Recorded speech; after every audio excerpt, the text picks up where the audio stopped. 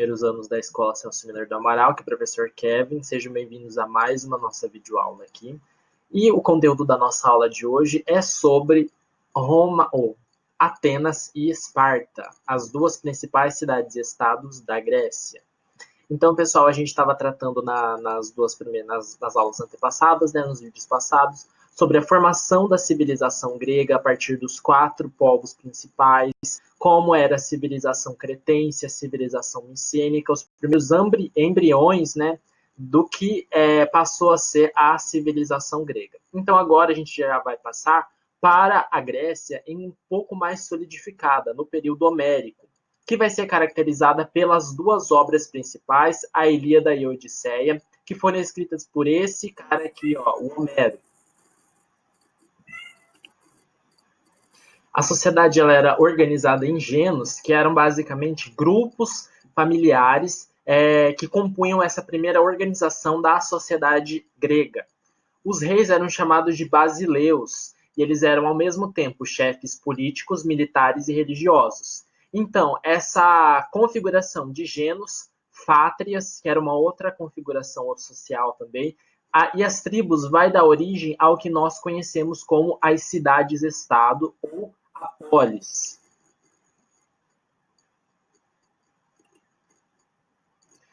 A gente tem o período arcaico, que a sociedade vai ser baseada em 3 grandes proprietários, os eupátridas, os georgoi e os tetas. A expansão grega vai ser a partir da formação de colônias. Eles vão instalar inúmeras colônias ao longo do mar Mediterrâneo, como, por exemplo, ali na região da Península Itálica, onde futuramente será Roma. E a organização vai ser a partir de um regime oligárquico. Aqui ó, a gente tem as várias partes onde a sociedade grega ela colonizou. Aqui a gente tem essa costa da Turquia aqui, onde naquela época era conhecida como a Lídia.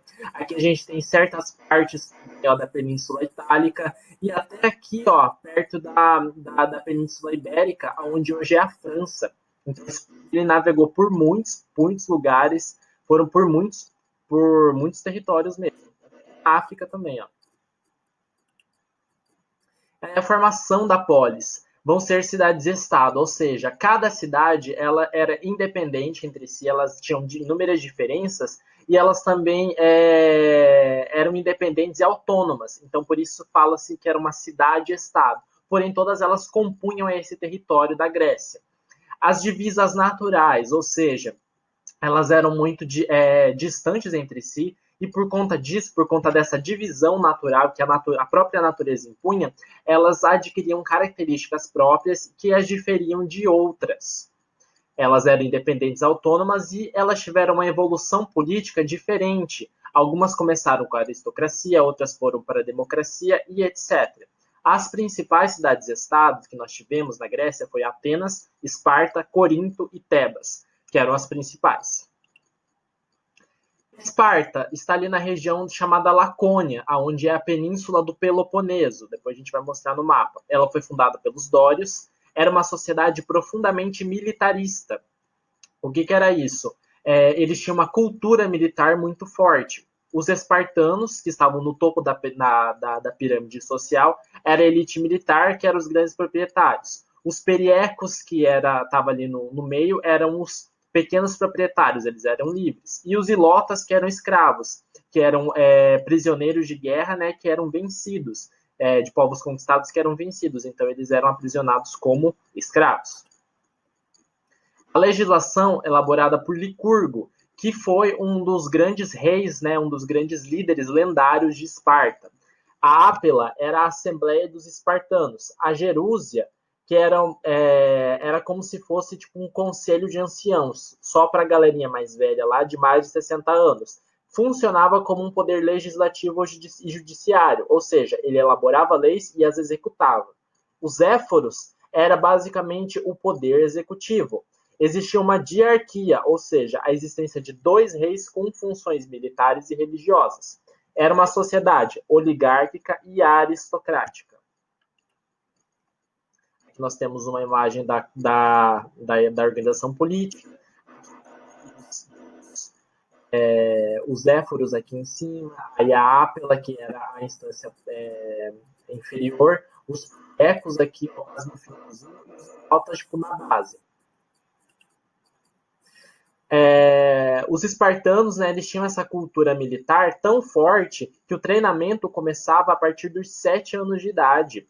Aos 7 anos, eles tipo, saíam da casa deles, eles saíam do seio das suas famílias e eles iam para um treinamento militar muito forte, e eles passavam a ser o quê? Eles passavam a ser propriedade de Esparta, não mais tipo, como se fosse um cidadão espartano autônomo, não, ele era um soldado. Por isso que Esparta foi, digamos assim, a grande potência militar, por conta dessa cultura e dessa entrega que os espartanos eles tinham. Todos os homens, absolutamente todos, eles serviam ao exército, e eles só podiam sair de lá a partir dos 30 anos. Aos 18, eles ficavam dos 7 anos até os 18. Os 18 anos, os hoplitas, que eram os escravos lá, eles podiam fazer parte do exército. Aos 30 anos, eles podiam se casar. E aos 60 anos era o fim das obrigações militares e o início das obrigações políticas. Ou seja, eles passavam a vida inteira deles enquanto guerreiros, né? Mas tinha uma janela, gente. A partir dos 30 anos, eles ficavam meio que na reserva ali, ó. Eles ficavam ali na reserva do exército. Caso tivesse alguma guerra, eles eram convocados. Mas aí eles não tinham mais tantas obrigações militares como quando eram mais novos. Entende? Aí, a partir dos 60, assim, que eles, de fato, eles se aposentavam do exército, e aí eles partiam para a sua carreira política, aonde? Na Jerúsia. Já Atenas era totalmente diferente de Esparta. Ela ficava na região da Ática, ali no sul da Grécia, e ela teve uma evolução política, uma mudança, um desenvolvimento político muito profundo. Começou como uma monarquia, depois passou para uma oligarquia, e aí terminou, digamos, nos seus últimos estágios, como uma democracia. Aqui a gente tem o aerópago que fiscalizava os arcontes. De agricultura fraca, os atenienses ricos partiram para a conquista de colônias. O território ali de Atenas ele era completamente montanhoso e não era muito favorável para o cultivo da agricultura. Então, eles basicamente faziam o quê? Eles plantavam seus alimentos em colônias, em alguns outros territórios, eles cuidavam lá, e aí eles traziam esse alimento para a cidade de Atenas. Por conta disso, houve um forte estabelecimento de um forte comércio entre Atenas e outras cidades-estados. Eles dominavam a marinha deles, era muito forte, a de Atenas. Houve um empobrecimento de pequenos proprietários, os gergóis, e muitas vezes endividados, eles acabavam em escravizados, escravidão por dívidas. Houve um enriquecimento dos demiurgos e houve o questionamento do poder dos eupátridas, que eram aquela classe social superior ali dos atenienses. E aí, com o aumento do número de escravos vindos das colônias, houve um clima de tensão social em Atenas, que marcou essa passagem dessa monarquia para essa oligarquia, desenvolvimento da democracia. Os principais responsáveis pela ascensão da democracia em Atenas: o Drácon, registro de leis escritas, punições severas, draconianas. Draconiana é um adjetivo que até hoje a gente utiliza muito para falar sobre um aspecto muito duro, muito severo. Não é à toa. Manutenção dos interesses da aristocracia, dos eupátridas. E aí o Solon, esse cara aqui, ó, ele vai ser um dos grandes entusiastas da democracia, que ele vai pôr fim à escravidão por dívidas, ele vai dividir a sociedade em ordens censitárias por riqueza e não por nascimento. Isso que era uma coisa muito importante. Ou seja, ele vai diminuir um pouco as desigualdades sociais de Atenas. E ele vai pôr fim ao privilégio dos demiurgos.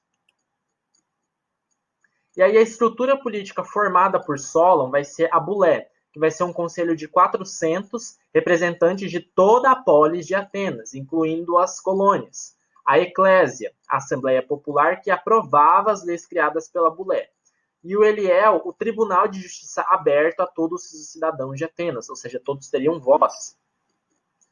Isso daí vai causar um desagrado dos eupátridas pelas políticas criadas pelo Solon, que eram muito abrangentes e muito que minavam um pouco esse poderio que os eupátridas tinham.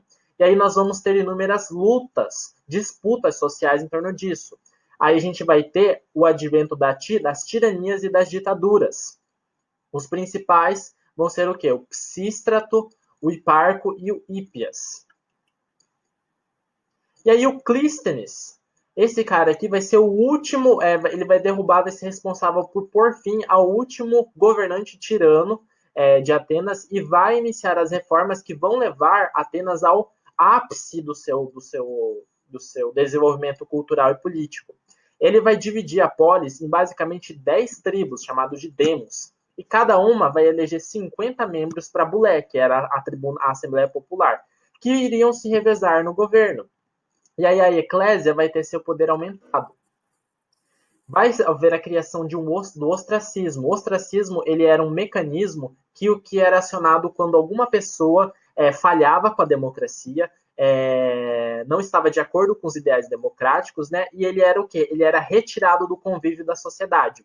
Imagina se nossos políticos, se a gente tivesse isso para fazer isso com nossos políticos no dia de hoje. O exílio era de 10 anos, então tipo, ele ficava fora de Atenas, tipo, ele não podia voltar. E aí ele só voltava a partir tipo, de uma assembleia conduzida pela eclésia que aprovava ou não a volta dele. Então, tipo, era uma coisa bem severa, né? Só que o exilado não perdia seus bens, então, tipo, ficava congelado lá. E aí nós vamos ao período clássico, que vai ser, digamos assim, o grande apogeu das cidades-estados. Vai ser marcado pelo apogeu de Atenas e também de Esparta, e vai ser marcado pelas guerras médicas. As guerras médicas vão ser inúmeros conflitos entre o Império Aquemênida, ou o Império Persa, aqui, ó, ele vai tentar subjugar o território dos gregos. Naquela época, a gente estudou sobre o Império Persa, né, no primeiro bimestre. Pedi para vocês pesquisarem sobre o zoroastrismo, que era a principal religião dos persas, e lá a gente aprendeu um pouquinho que o Império Persa ele foi, digamos assim, um dos grandes impérios da história da humanidade. Ele cobriu inúmeros territórios e ele tentou subjugar os gregos. E aí nós tivemos a Primeira Guerra Médica, que chama-se Guerra Médica, gente, porque os persas eram conhecidos como medos também, povos medos. Então, criou-se essa nomenclatura de guerras médicas, ou seja, ou guerra greco-pérsica também. A Primeira Guerra Médica vai ser a vitória ateniense na Batalha de Maratona, que vai marcar a superioridade dos atenienses. Essa Batalha de Maratona aqui, gente, é que existia uma cidade chamada Maratona, e essa batalha aqui, ela vai ser uma das últimas dessas primeiras guerras médicas aqui, ó, onde o rei Dário ele vai tentar conquistar a Grécia, né, a Grécia como um todo. Porém, surpreendentemente, né, as cidades-estados gregas elas vão se unir, todas elas vão se unir para defender o quê? O território deles contra o invasor. As cidades-estados elas tinham inúmeras rivalidades, principalmente Atenas e Esparta. Só que nesse momento tipo de dificuldade, né, com a iminente invasão de um inimigo, desculpe, com a iminente invasão de um inimigo, eles vão se unir numa enorme configuração e vão conseguir botar o povo para correr ali. Então o Dário não vai conseguir conquistar. E aí aqui nessa batalha de Maratona vai marcar a superioridade dos atenienses e eles vão fazer o quê? Tinha um cara lá que ele vai correr basicamente uns 32 quilômetros da cidade de Maratona até a cidade de Atenas, para avisar o pessoal lá em Atenas que estava enclausurado lá se protegendo, de que eles tinham vencido a guerra. Então é por isso que nas provas de atletismo, né, nas Olimpíadas e até mesmo tipo provas de atletismo comum que a gente tem, chama-se maratona. Então, tipo, tem a maratona de São Francisco, a maratona lá de São Silvestre. Por quê? Porque é uma prova de corrida, entenderam? Então, esse cara aqui, ó, que eu não lembro o nome dele agora, mas ele vai correr uns 32 quilômetros aqui, ó, para avisar os atenienses que tinham ganhado a guerra. Com o fim da Primeira Guerra Médica, vai ser criada a Liga de Delos, que vai ser a união militar das polis gregas para enfrentar os ataques persas. Atenas administrava as riquezas depositadas na ilha de Delos. Então vai ser liderada por Atenas. Só que Esparta não vai ver com bons olhos isso daqui, não. E aí a gente vai ter a Segunda Guerra Médica, as Segundas Guerras Médicas, que vai ser caracterizada pelo quê? Uma coisa por um aspecto muito comum assim na cultura pop, que vai ser a invasão dos persas e esse nosso carinha aqui, o Xerxes, que é sempre muito é muito conhecido, né? Os 300 de Esparta, basicamente, eles eram os guardas pessoais Leônidas aqui de Esparta. E, tipo, na época onde aconteceu a guerra, Esparta estava vendo inúmeros feriados, né? Estava em um feriado religioso onde não se podiam disputar batalhas. Então, o Leônidas, ele vai, tipo, deixar o exército espartano em si de molho e ele vai pegar a sua guarda pessoal de 300 homens e ele vai partir para a guerra contra o exército de 100 mil persas do Xerxes. E aí ele vai conseguir conter esse exército inteirinho só com esses 300 homens aí, ó, na batalha de Termópolis, onde ele vai conseguir frear o avanço dos persas em direção ao território continental de Esparta, ali na península do Peloponeso.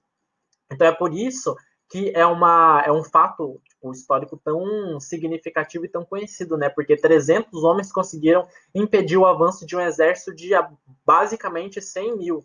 Então o cara era brabo. E aí, gente, com a vitória definitiva dos gregos, né, num geral, nas guerras médicas, o Xerxes, tipo, ele ficou na dele lá, né? Tipo, ele reconheceu que ele perdeu, e aí vai ser criado dois polos, duas ligas rivais. A Liga de Delos, que era liderada por Atenas, né?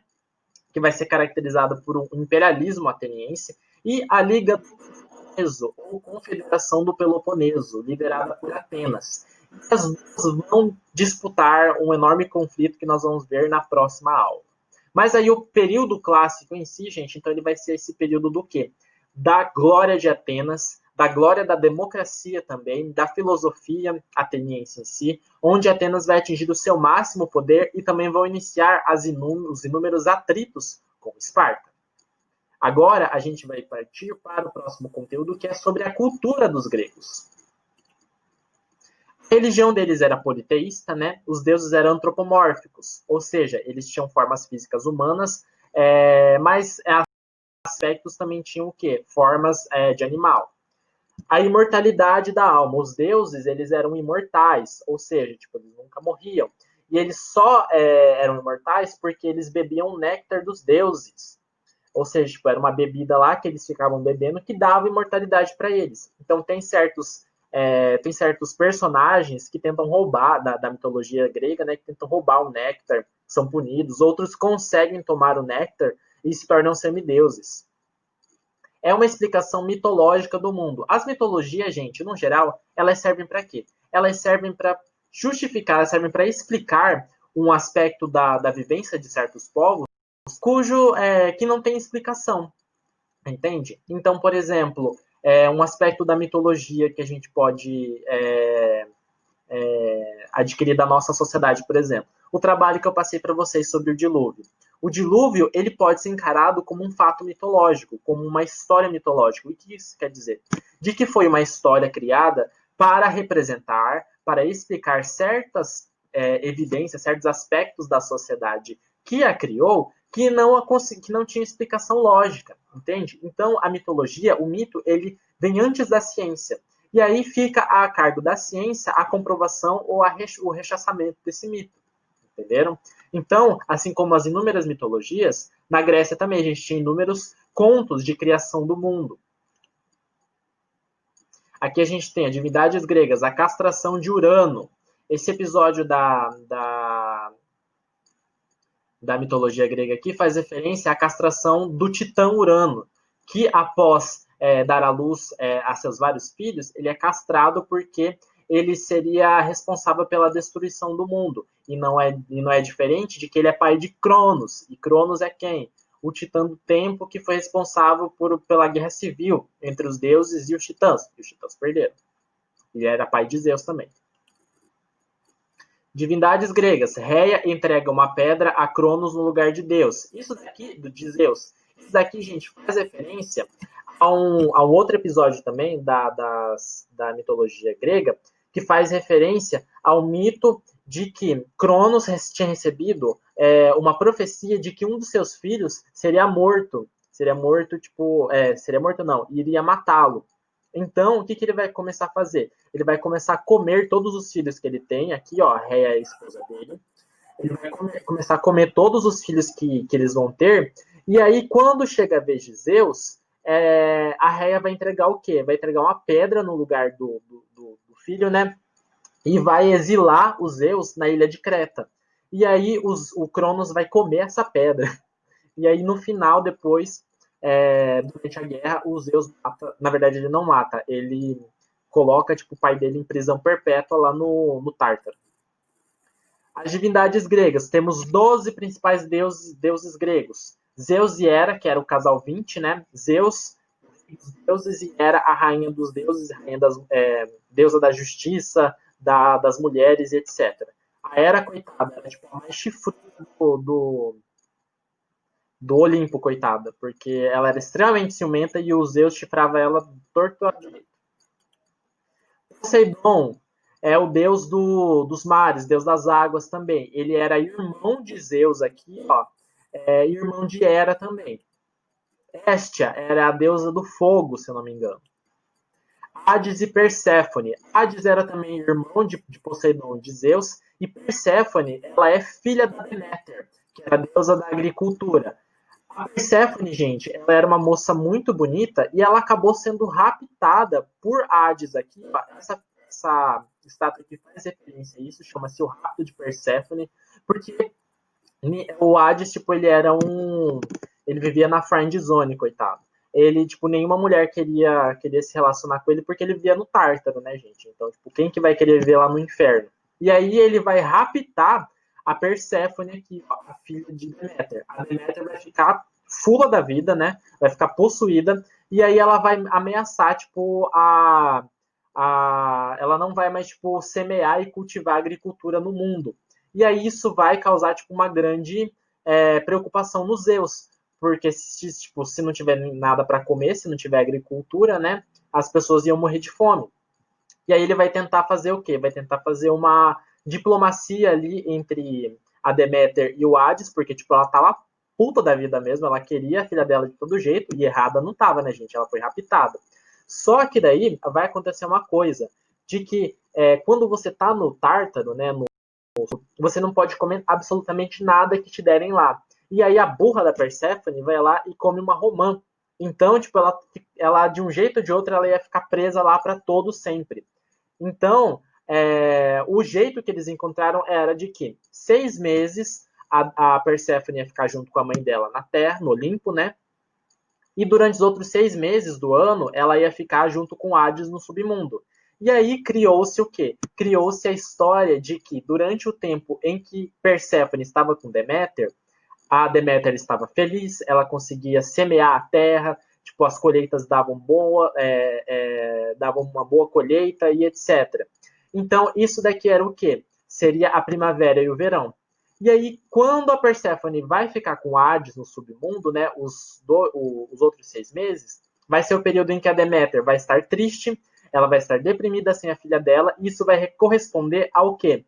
Ao outono e ao inverno na Terra. Entendeu? Então, vocês observem como que a mitologia, como que as histórias, elas procuram explicar esses fatos da nossa sociedade, da nossa vivência, que ainda não tem explicação.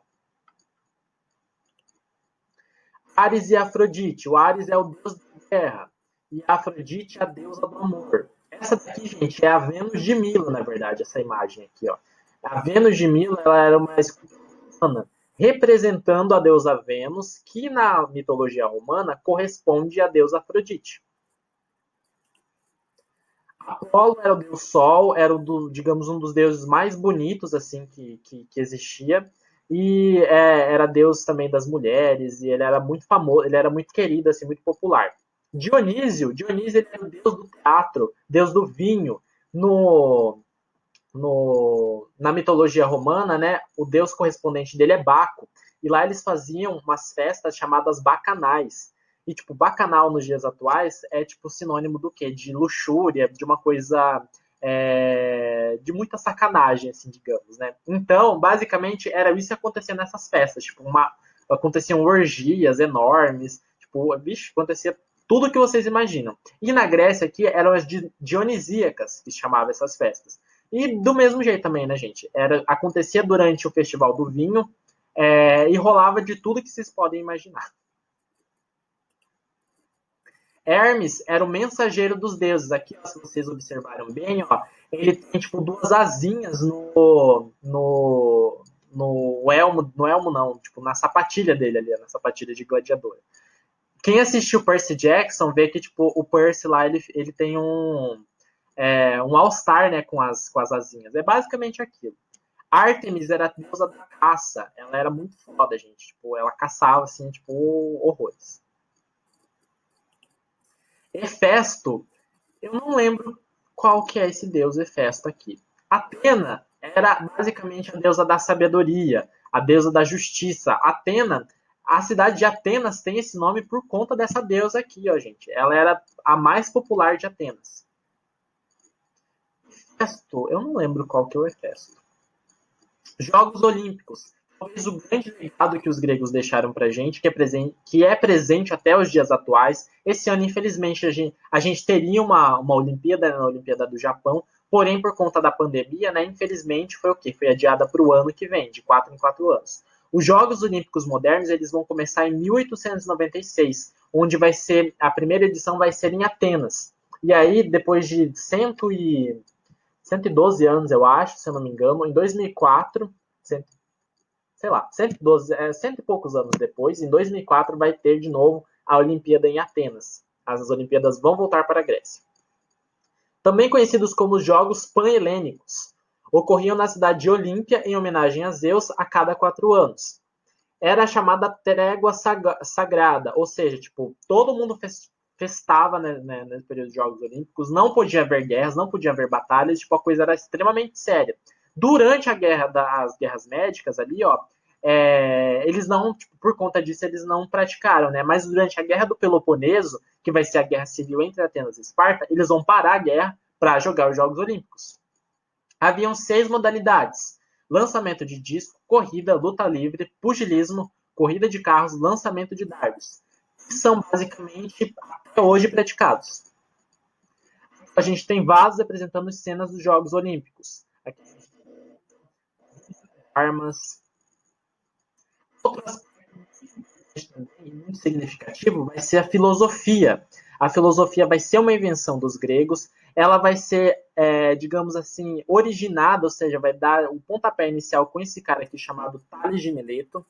E o que é a filosofia? Vocês têm matéria de filosofia. Então, a filosofia é, digamos, aquela palavra que se designa a amigo da sabedoria. Ou amante da sabedoria. É o quê? De que a filosofia, gente, ela é um campo essencial para todas as formas de ciência.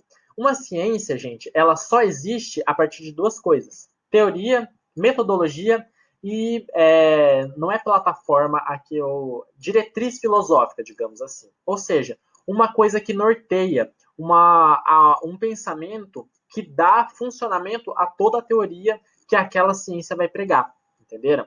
Então, essa filosofia vai dar esse início a partir do século VI a.C. Segundo Tales de Mileto, a água vai ser a origem de tudo e não os deuses. Segundo Anaxímenes, vai ser o ar. Demócrito vai ser um dos primeiros que vão postular a teoria de que nós somos formados por pequenas partículas que juntas se organizam e formam tudo, absolutamente tudo, que depois nós vamos conhecer como os átomos. Os sofistas seriam mestres viajantes que vendiam conhecimentos, gramática, matemática, oratória, poesia e música. O Protágoras ali, ó, o homem é a medida de todas as coisas. Sócrates é o grande nome da filosofia que nós vamos ter durante de toda a sua existência. Sócrates não deixou absolutamente nada escrito, gente. Tudo que nós sabemos sobre Sócrates é a partir do seu discípulo Platão. Ele vai existir uma enorme polêmica em torno da sua existência histórica, se ele vai existir ou não. Alguns estudiosos questionam a existência de Sócrates, e alguns fazem até referência com a figura de Jesus Cristo, porque tipo, eles tiveram trajetórias muito parecidas. Uma que Jesus tipo, também não deixou nada escrito. Ele também vai, assim como Sócrates, ele vai morrer basicamente com uns 30 e poucos anos. Ele vai ser morto por seus por seus opositores, por seus poderosos. Jesus vai ser crucificado, Sócrates vai beber cicuta, que era o que? Um veneno. Maiêutica socrática, método que pressupõe que a verdade está latente em todo ser humano. Ele vai ser condenado à morte por renegar os deuses e corromper a juventude. Sócrates era gay, gente, para vocês terem uma ideia. Na verdade, ele era praticante de uma prática que era muito comum na Grécia, que era chamada de pederastia. O que é pederastia? Pederastia era o costume de que certos sábios, eles tinham de, digamos assim, se aproveitar de jovens bonitos, jovens de boas famílias ou não, e ensinavam para eles o quê? Pegavam eles para criar como aprendizes, ensinavam saberes filosóficos, a matemática e tudo mais, e, tipo, aproveitavam-se deles sexualmente, entende? Isso tem origem também em um mito da mitologia grega, que era sobre um cara chamado Ganímedes. Ganímedes, tipo, na mitologia grega, ele, tipo, era o cara mais bonito, assim, tipo, da Terra. E aí, o Zeus, tipo, ele traçava todo mundo, gente. Eu vou até buscar aqui pra gente a imagem do Ganímedes. O Zeus, tipo, ele não perdoava ninguém. Ele traçava todo mundo, homem, mulher, tipo, tchau. Então, gente, certa vez, tipo, aqui é uma representação aqui, ó, do Ganímedes. O Ganímedes, tipo, ele tava lá no rio de boinhas dele, assim, e aí o Zeus, tipo, viu ele e ficou, tipo, encantado com a beleza do guri. E aí ele vai se transformar numa uma águia aqui, ó, uma águia, e vai raptar o menino para ser copeiro dos deuses. E ele vai passar a servir o néctar dos deuses lá no Olimpo. Porque, tipo, a beleza dele era tão estonteante que, tipo, ele não merecia ficar na Terra. Ele tinha que ser apreciado pelos deuses.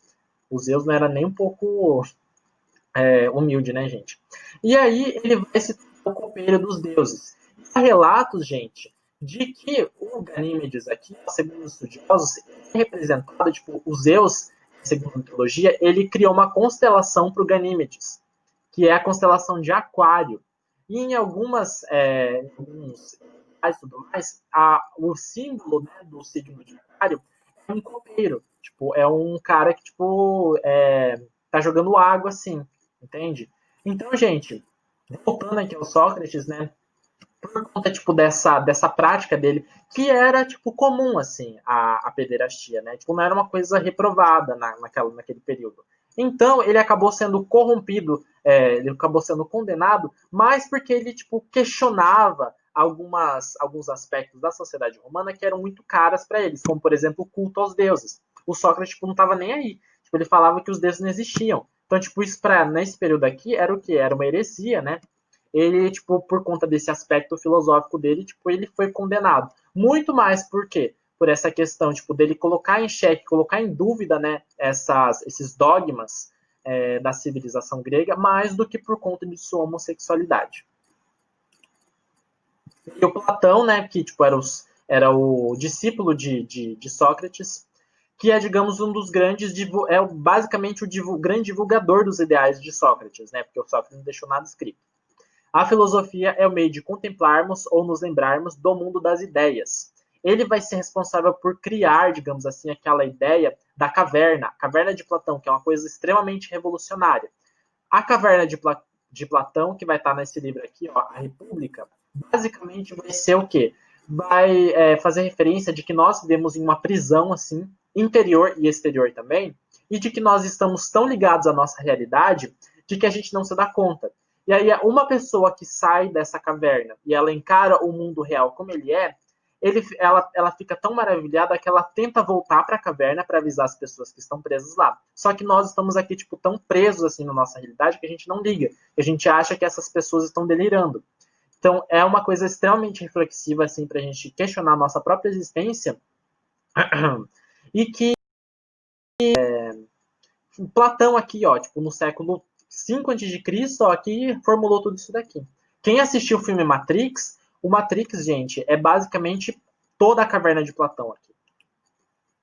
Aristóteles foi discípulo de Platão, então os três principais estão todos ligados, E ele vai ser o quê? Vai ser o grande formulador, vai ser, digamos, o cara que vai inventar a ciência moderna. Porque ele vai ser postulador do quê? De um negócio chamado experimentação, ou empirismo. De que a gente só pode construir o conhecimento a partir da observação do fato. Entende? Então, o Platão, o Aristóteles aqui, ele vai ser, digamos, o mentor do Alexandre o Grande, que nós vamos estudar posteriormente. E ele vai ter inúmeros estudos na área da física. A física moderna, gente, ela vai ser basicamente quase toda chupada da teoria aristotélica, dessa teoria do empirismo. Então, Aristóteles aqui ele vai ser, digamos, tão importante quanto os outros dois, ou mais até. E a gente tem também o nascimento da história, a nossa disciplina aqui, ó, que era conhecida como investigação. Os primeiros historiadores gregos buscam contar o que aconteceu não a partir dos mitos, mas do que foi visto por eles mesmos ou ouvido a partir de testemunhos confiáveis. Ou seja, passou a existir o quê? Um teor, um rigor científico, um rigor metodológico muito mais aprofundado, muito mais apurado do que a mera reprodução dos mitos, dessas historinhas que só para boi dormir, entende? Então passou a haver uma investigação a partir do quê? De testemunhos confiáveis, as primeiras fontes. Os principais historiadores que a gente vai ter nesse período vão ser esses dois aqui, ó. Heródoto, que vai ser responsável por cobrir as guerras médicas. O Heródoto, gente, ele era um pouco apaixonado, assim, tipo, ele era muito emocionado. Ele errava um pouquinho na teoria histórica dele. Já o Tucídides, gente, o Tucídides basicamente tipo, ele inventou a história científica de fato.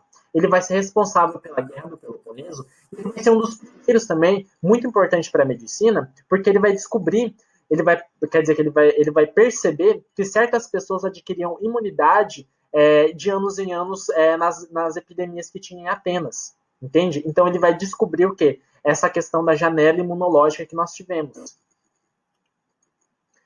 Esculturas. Os gregos também vão ser muito bons escultores. Eles vão esculpir inúmeras obras que existem até os dias de hoje. O Paternon, lá em Atenas, né, que fica na Acrópole, é o mais conhecido. A arquitetura, ela vai ter três, basicamente, modelos. O dórico, que é esse daqui, ó, caracterizado por tons mais sóbrios, tipo, mais rebuscados. Os jônicos, leveza, tipo, de mais rebuscado. E o coríntio, que ele era o quê? Todo refinado com vários ornamentos. Aqui o Paternon, ó, esse daqui é um dos únicos que sobrou no século V, que hoje fica lá no topo da Acrópole, lá em Atenas. Cerâmica, a partir da cerâmica, gente, eles reproduziam aspectos do quê? Da vivência deles. Então, a partir disso, a gente tem inúmeras informações de como era o cotidiano dos gregos naquele período. O teatro, talvez tipo, uma das grandes coisas que até hoje nos impactam, as artes gregas, as artes dramáticas. A tragédia, a loucura e a prostração. Existiam esses dois gêneros, né, a tragédia e a comédia, eles se complementavam. Os teatros gregos, gente, eles basicamente eram um evento, assim. Só quem podia atuar como atores nos teatros eram homens. Então, tipo, as capacidades interpretativas deles eram muito abrangentes, porque eles tinham que interpretar mulheres, tinham que interpretar velhos e etc. Então, tipo, eles eram muito bons. Era tudo ao ar livre e no gogó aqui, ó. E as pessoas, tipo, elas ficavam absolutamente caladas, assim, para ouvirem a peça. E, tipo, eram grandes eventos. As principais tragédias que nós temos são desses autores, o Ésquilo, o Sófocles, que escreveu Édipo Rei, que é, digamos, uma das principais tragédias e mais conhecidas tragédias gregas. E o Eurípides, que vai escrever as Medeias. Já a comédia, basicamente, é fazer rir. E as comédias, elas eram muito populares. Os principais autores vão ser Aristófanes, que vai escrever As Rãs e as Vespas. E a literatura, que, como a gente já falou, vão ter inúmeros autores também. Primeiro vai ter a poesia épica, que vai ser o Hesíodo ali, o principal propagador. A poesia lírica de Pindaro, a Safo de Lesbos, Arquíloco, a filosofia de Platão e Aristóteles, o teatro, o Ésquilo, Sófocles, Eurípides e Aristófanes, e a história, que é do Heródoto e Tucídides. Pessoal, essa foi a nossa aula de hoje, espero que vocês tenham entendido. Vou mandar as atividades lá junto com algumas orientações sobre a atividade que vocês vão fazer. Beijão!